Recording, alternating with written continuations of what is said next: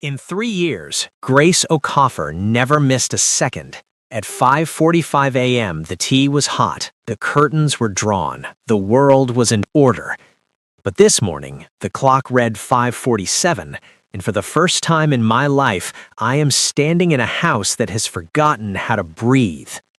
She didn't just leave a resignation letter. She left a trail of breadcrumbs leading straight into a corporate bloodbath. She wasn't just my maid, she was a ghost haunting my halls, using my name as a shield while she dismantled an empire from the inside. Now the hunters are closing in, and they don't realize that Grace isn't the only one they have to worry about. I don't just want my tea back, I want the woman who had the audacity to make me need her. If you're ready for a story where loyalty is a lie and obsession is the only truth, hit that like button and subscribe. Let's dive in. The clock on the kitchen wall read 5:47 in the morning when Saiwan first felt it. That particular quality of silence that does not comfort but instead presses against the skin like something unseen and waiting. He had lived in this estate for 11 years. He knew every sound it made before dawn. The low hum of the industrial refrigerator in the east kitchen, the soft click of the hallway thermostat adjusting to the morning temperature, the barely audible movement of feet that never hurried and never stumbled. He knew the estate the way a man knows his own heartbeat, not by thinking about it, but by noticing immediately when it changes. This morning, it had changed. He stood at the top of the grand staircase in a slate gray robe, one hand resting on the banister, and listened. The refrigerator hummed. The thermostat clicked, but the feet, those soft, precise, unhurried feet that had traced the same path through his corridors every morning for 3 years, were absent. The absence was not loud. It announced itself the way a missing word announces itself in the middle of a familiar sentence. You do not hear the gap, you feel it. Saiwan descended the staircase slowly, each step measured, his face carrying the same expression it always carried, which is to say, no expression at all. He moved through the corridor toward the main sitting room, where the curtains should have already been drawn open to let in the gray morning light. They were not. The room was still dimmed in the blue dark of early morning, the curtains heavy and closed, the room holding its breath the way rooms do when no one has touched them yet. He continued to the kitchen. The green tea was not prepared. The ceramic cup that sat on the counter every morning at precisely 5:45, filled, covered with a small saucer to hold the warmth, placed 3 inches from the edge of the counter on the left side, always the left, was empty, upturned, still in the drying rack from the previous night, as though the morning had not yet agreed to begin. Siwon stood in the kitchen for a long moment. Around him, 2 junior staff members moved with the careful, wide-eyed energy of people who sense that something is different but do not yet know what to do about it. Neither of them spoke to him. They understood, by instinct or by survival, that this was not the moment for words. He turned and walked to his study. On his desk, positioned at the center with a precision that told him immediately it had been placed deliberately and not forgotten, was a white envelope, slim, sealed, his name written on the front in handwriting he recognized before he had fully registered that he recognized it. Neat, careful letters that leaned ever so slightly to the right, as though in a hurry to say something important, but disciplined enough to slow down and say it properly. He sat down. He did not reach for the envelope immediately.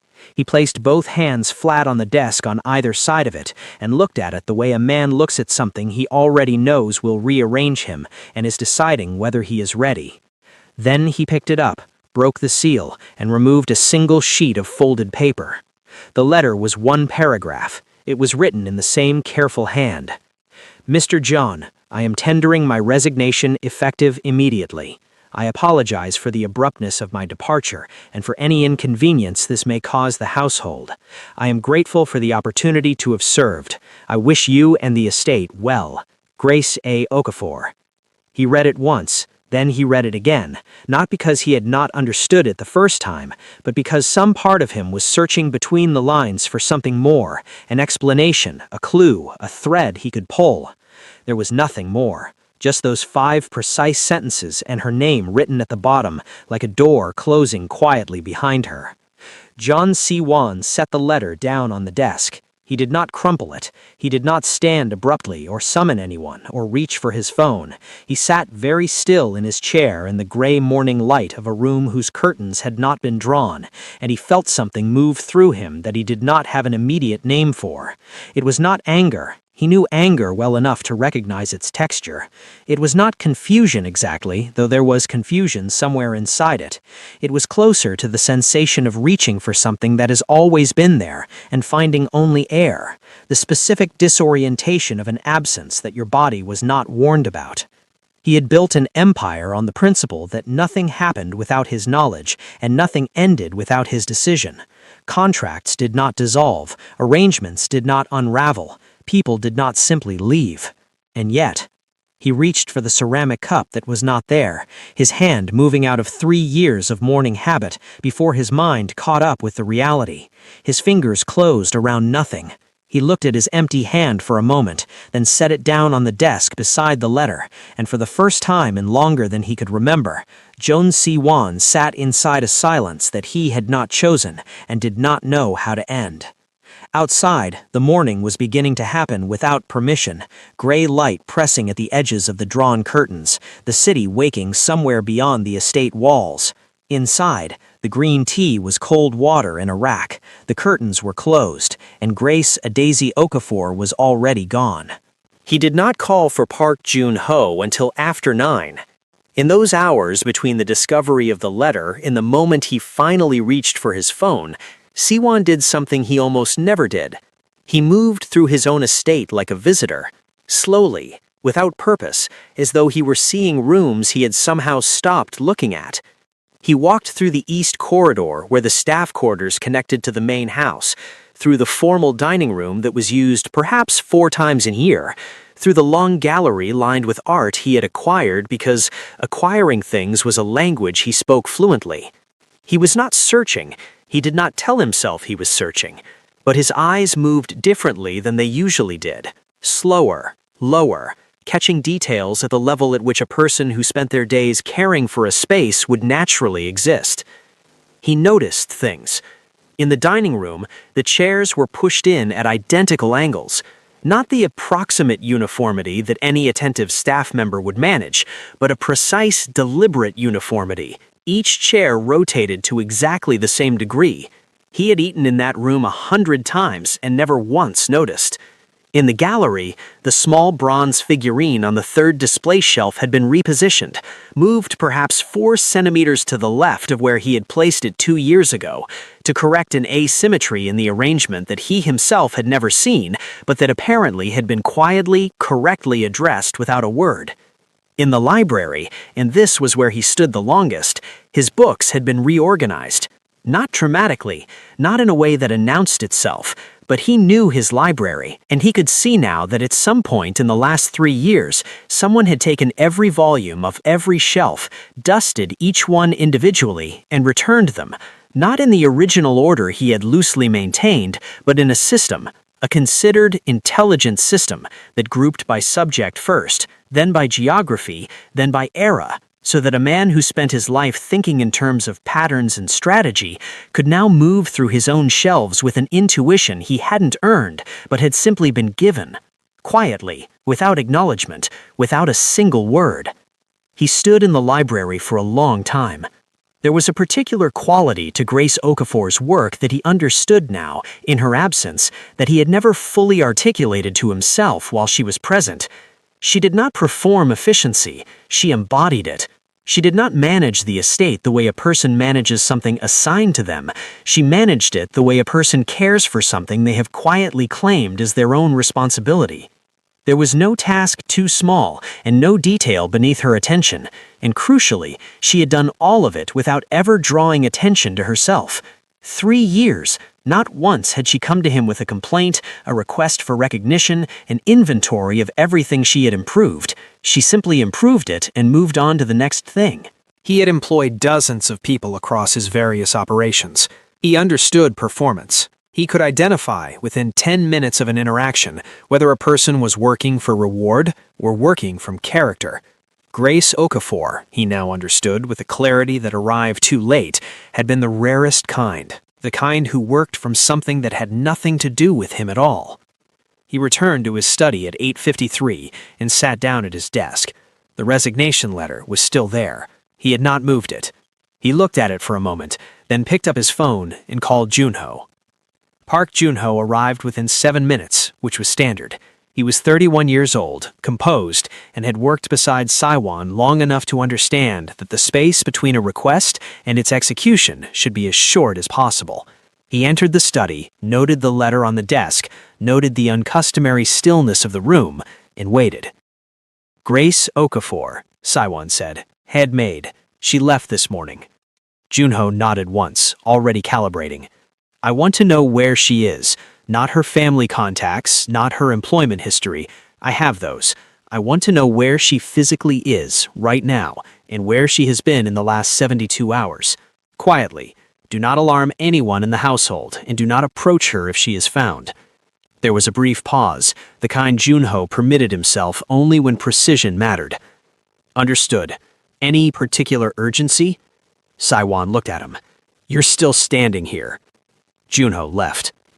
Alone again, Saiwon turned his chair to face the window. The curtains in the study, at least, had been drawn. One of the junior staff had finally managed it, though later than usual and without the particular quality of light management that Grace seemed to intuitively understand.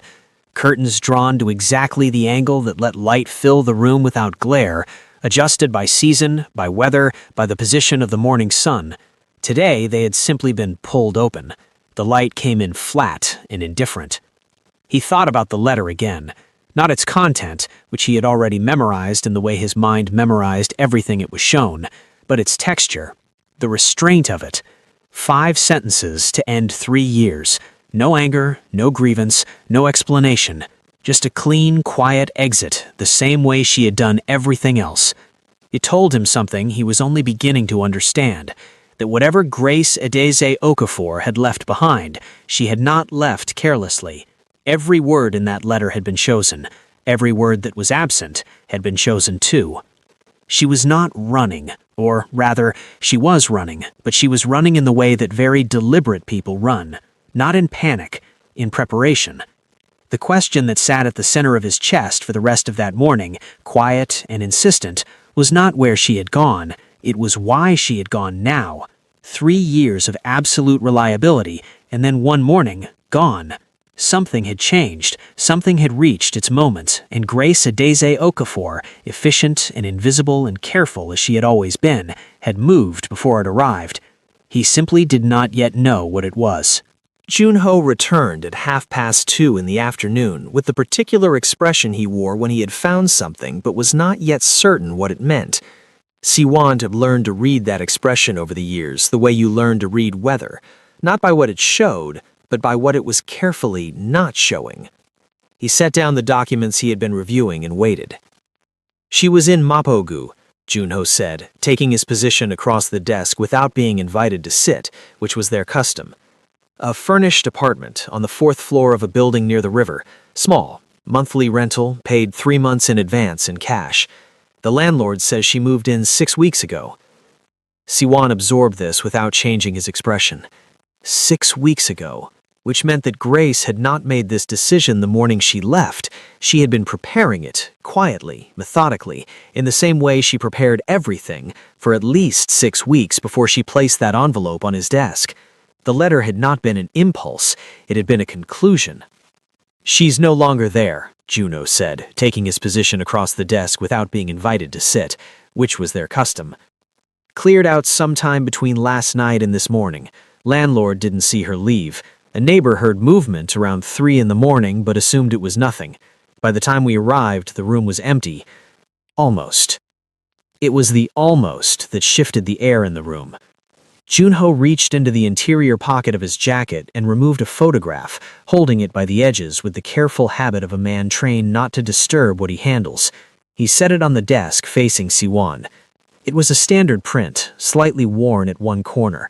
The kind of photograph that had been handled many times over many months, carried, looked at, returned to a pocket or a drawer, carried again. In it, a younger Grace stood in a hospital corridor. She was perhaps 22 or 23, dressed simply, her hair pulled back.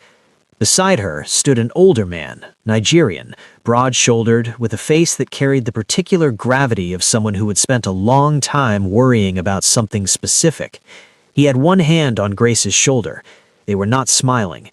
They were looking at the camera the way people look at things they are trying to remember. Siwan turned the photograph over. On the back, written in pencil, in handwriting that was not Grace's, heavier, less controlled, the letters pressed into the paper with the urgency of someone writing quickly or writing in fear. "Find me before they do."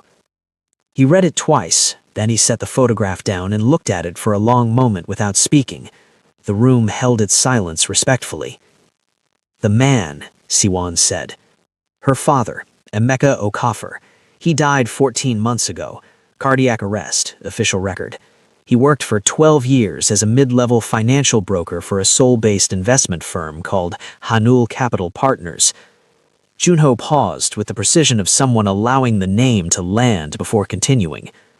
"Hanul Capital Partners dissolved 8 months ago. Regulatory complications. The principals scattered. Most of the paper trail dissolved with it." "Most," Siwan said. "Most," Junho confirmed. "We are still working on the rest."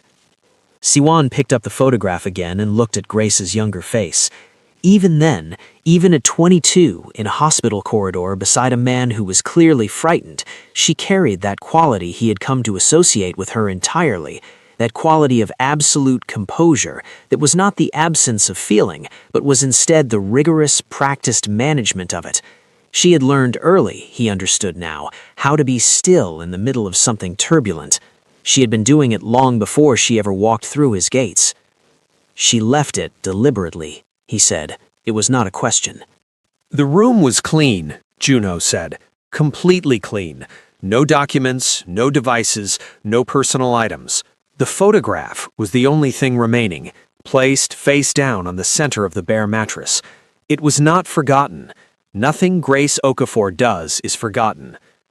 The sentence sat between them with the weight of a shared understanding. Junho had interacted with Grace perhaps a dozen times over the years, brief professional exchanges at the edges of the estate's operations, but even those dozen interactions had been enough. You did not forget Grace Okafor, and you did not mistake her deliberateness for accident. "She left it for someone to find," Siwan said. "She knew the room would be searched eventually. She knew someone would come. It appears she was counting on it." He stood then, moving to the window, and looked out at the estate grounds where the afternoon light had settled into the long gold of early winter. The grounds were immaculate. They had always been immaculate. But he found himself noticing now how the garden nearest the east wall had been quietly restructured at some point in the last year, the hedgerows shaped into a pattern that improved the sightlines from the main house without anyone having requested it. Small, considered, invisible. She had been talking to him for 3 years, he realized, in the reorganized library, in the precise angles of the dining chairs, in the restructured garden, in the perfectly adjusted curtains, in the green tea that was always exactly the right temperature. She had been communicating in the only language she had allowed herself, the language of careful, excellent, unrewarded work. And he had received every message without understanding a single one. Until now, when the messages had stopped and all that remained was a photograph with someone else's handwriting on the back. "Find me before they do." "Hanul Capital Partners," he said, still facing the window. "I want everything. Every name connected to its founding, its dissolution, and everything that existed between those 2 points. I want to know who the principals scattered to and where the paper trail was cut. And I want to know what Emeka Okafor knew before he died that was significant enough for someone to call a cardiac arrest an official cause of death and close the file." Junho was already moving toward the door. "One more thing," Siwan said without turning. "She's an Itaewon." Junho stopped. "We haven't confirmed. She's Nigerian, she's alone, she's working, and she needs to feel grounded while she works. There is a stretch of Itaewon near the Hamilton end where 3 Nigerian restaurants operate within 4 blocks of each other. She would be within walking distance of at least one of them. He paused. Find the one that makes jollof rice. Junho allowed himself the briefest pause. Then, yes, sir. The door closed. Siwon remained at the window, the photograph in his hand, Grace's young, composed face looking back at him from a hospital corridor 14 months before her father died, standing beside a man who already knew that something was coming and had written his fear on the back of a photograph and given it to his daughter to carry. She had carried it for 14 months. She had carried it through 3 years of silence and green tea and perfectly angled curtains. She had carried it alone, and she had managed it the way she managed everything, invisibly, efficiently, without asking a single person for help. He looked at the photograph for a long moment. Then he put on his coat. He found her on a Tuesday evening at 20 minutes past 7 in a room above a restaurant called Mama Titties that smelled of smoked crayfish and palm oil and the particular warmth of a kitchen that has been running since early morning. He had come alone, which was not something he did, in which Park Junho had accepted with the controlled alarm of a man who understood that arguing would cost him more than complying. The street below was alive with the layered noise of Itaewon at dusk, music from 3 different directions, the smell of food from open doorways, languages moving past each other without collision. He had walked from the car without hurrying, hands in the pockets of a dark coat, looking like any other man with somewhere to be. The landlord had not questioned him. People rarely did. He climbed a narrow staircase to the 2nd floor and stood before a door at the end of a short corridor. Light came from beneath it, warm, steady, the light of someone working rather than resting. He could hear, faintly, the sound of papers being moved. He raised his hand and knocked twice, not loudly. The sound of the papers stopped. A long silence. Then Grace's voice, even and careful as he had always known it. "Who is it?" "You already know," he said. Another silence, shorter this time. Then the sound of a lock turning, and the door opened. She looked at him the way she had always looked at him, directly, without flinching, without the performance of surprise she did not feel. She was dressed simply, a dark blouse and trousers, her hair natural and unpinned in a way he had never seen it during her years at the estate.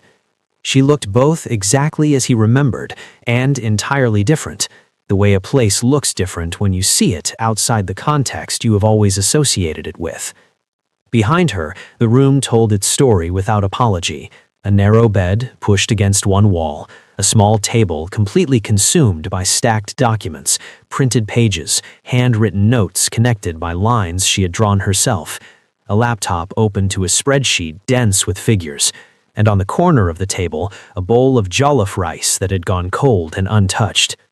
She stepped back from the door without a word. He entered.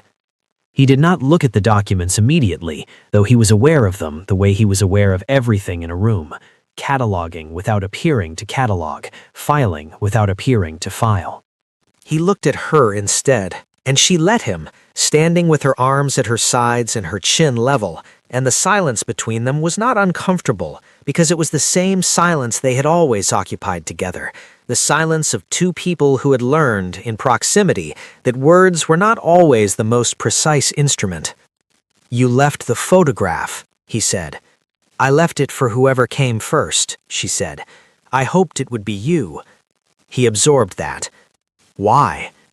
She moved to the table and sat down in the chair before the documents, not to create distance, but because it was where she had been and it was where the conversation needed to happen. He remained standing, which was also where the conversation needed him.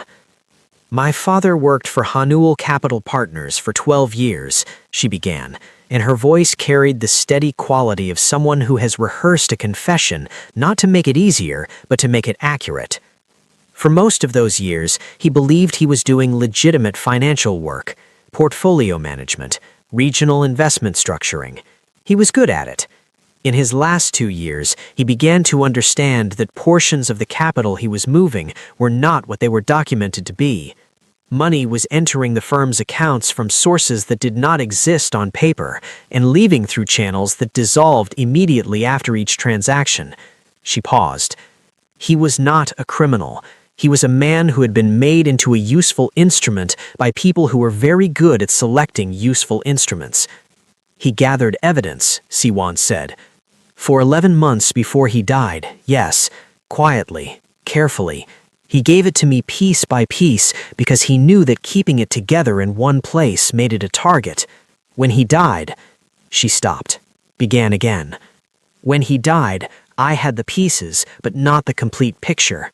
I needed access to financial records that were not publicly available. I needed proximity to a world where those records moved. The room was very still. You came to work for me, Siwon said slowly, because my name opened doors that yours could not. Your name, she said, kept certain people from looking too closely at mine. For 3 years, I was Grace Okafor, head maid of Jeon Siwon's estate. No one with an interest in finding me looked there, and from within that position, I was able, carefully and over time, to access the peripheral financial networks I needed to reconstruct what my father had documented. He was quiet for a long moment. You finished. 3 days ago. I have the complete picture now. Every transaction, every false entity, every name. She looked at him steadily. That is why I left when I did. I had what I came for, and staying any longer would have made you a liability in ways you didn't deserve. People were beginning to look, if they had found me at your estate. You were protecting the house, he said. It was not quite a question. It landed between them as a recognition, the specific recognition of a man who has just understood something that has been true for a long time, understanding it too late and too completely at once. I was protecting you, she said, with the same simplicity she had brought to everything else she had ever done for him. No drama, no decoration, just the plain, accurate statement of a fact she had lived quietly for 3 years. He moved to the table then and looked at the documents for the first time, not at their content, but at their arrangement. Even here, even in a rented room above a restaurant in Itaewon, working alone on something that cost her 3 years and her father's life, she had organized everything with that same precise, considered intelligence. Every page had its place. Every connection was marked clearly.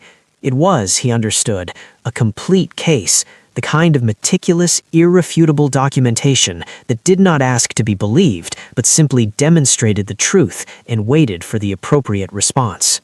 His eyes moved across the names on the topmost page. He read them with the practiced speed of a man accustomed to processing information quickly.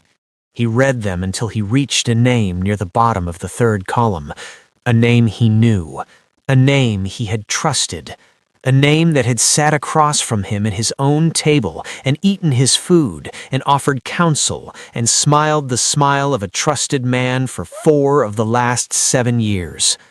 He did not react, not outwardly, but Grace was watching him with the attention of someone who had spent 3 years learning to read his silences, and she saw what moved through him, brief, tightly controlled, and then gone, replaced by the stillness that was his most honest expression.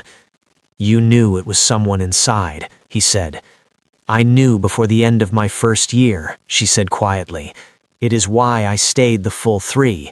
I needed the connection between him and the network to be undeniable. 1 year's evidence could be argued. 3 years cannot. He looked at her then, fully, without the professional remove that had structured every interaction they had ever had in his estate. She met his gaze with the same directness she had always carried, the same composure, but there was something else in it now. The particular exhaustion of a person who has been holding something enormous alone for a very long time, and has finally, in this small room above a warm kitchen, set it down in the presence of someone capable of carrying it forward. On the table between them, 3 years of her life, her father's final act of courage, and the name of a man who had betrayed everything he had been trusted to protect. Outside, Itaewon moved through its evening, indifferent and luminous. Siwon reached out and placed his hand flat on the documents, not taking them, not moving them, simply acknowledging them the way you acknowledge something that has cost more than it should have had to cost. He looked at Grace Adeze Okafor, who had walked into his world with a secret and a grief and a mission and had served him, genuinely and without complaint, for every single day of the 3 years it took her to complete it. Then John Siwon, who had never in his life chased anyone, who had built an empire on the principle that nothing left without his permission and nothing ended without his decision, said the only thing that was left to say. "You should have told me," he said quietly. "I would have helped you carry it." And that, right there, is where everything changed. Not with a war, not with a threat, not with the cold, calculated power that had built his empire brick by brick over 11 years, but with 7 quiet words from the most untouchable man in Seoul. "I would have helped you carry it." Grace Adeze Okafor had walked into his world with a grief so heavy it had reshaped her entire life. She had served in silence, moved in silence, sacrificed in silence, and in the end, she had won in silence too. But now the silence was different. Now it held something neither of them had names for yet. And the man whose name sat at the bottom of that 3rd column, the trusted man, the smiling man, the man who had eaten at Siwon's table and called himself loyal, he did not yet know that everything was about to collapse around him. He would, very soon. This is not the end of Grace and Siwon's story. It is only the beginning. If this story held you from the first second to the last, tell me, in the comments, did you suspect the insider? Who did you think it was?